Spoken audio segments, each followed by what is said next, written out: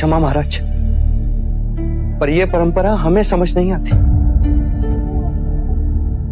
कैसी परंपरा पुत्र?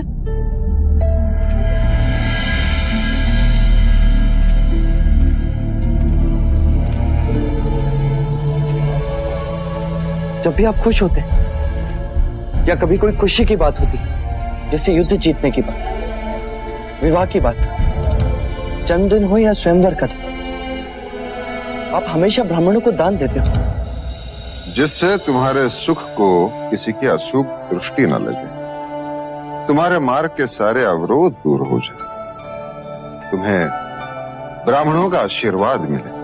तो क्या ब्राह्मणों को दान देने से अवरोध दूर हो जाते हैं? निस्संदेह होते हैं।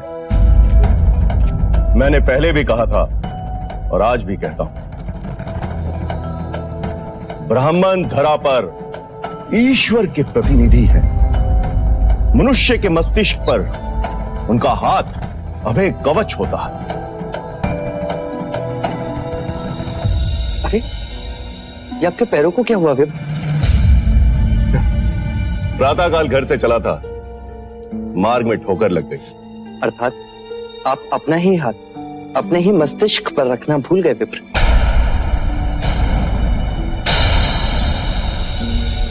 अब कहना क्या चाहते हैं युवराज?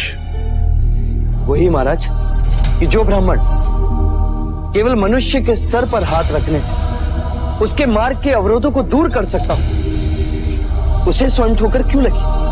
ये हमारा अपमान है महाराज।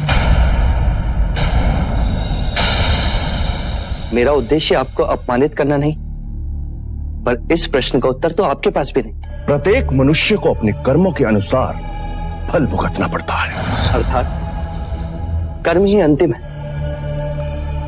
आपके दृष्टिकोण से कर्म ही निर्णायक है। मनुष्य को अपने कर्मों से कोई नहीं बचा सकता। सत्य है। अर्थात आपके आशीर्वाद मिथ्या है विप्र। युवराज! क्षमा विप्र, आप गुरु हैं, ज्ञानी, मुझे उद्दंड ना समझे, पर जब कर्म ही सब कुछ है तो वर्णों को इतना महत्व क्यों कि ब्राह्मण मस्तिष्क पर हाथ रखे तो आशीर्वाद और शूद्र छू भी ले तो अपराध?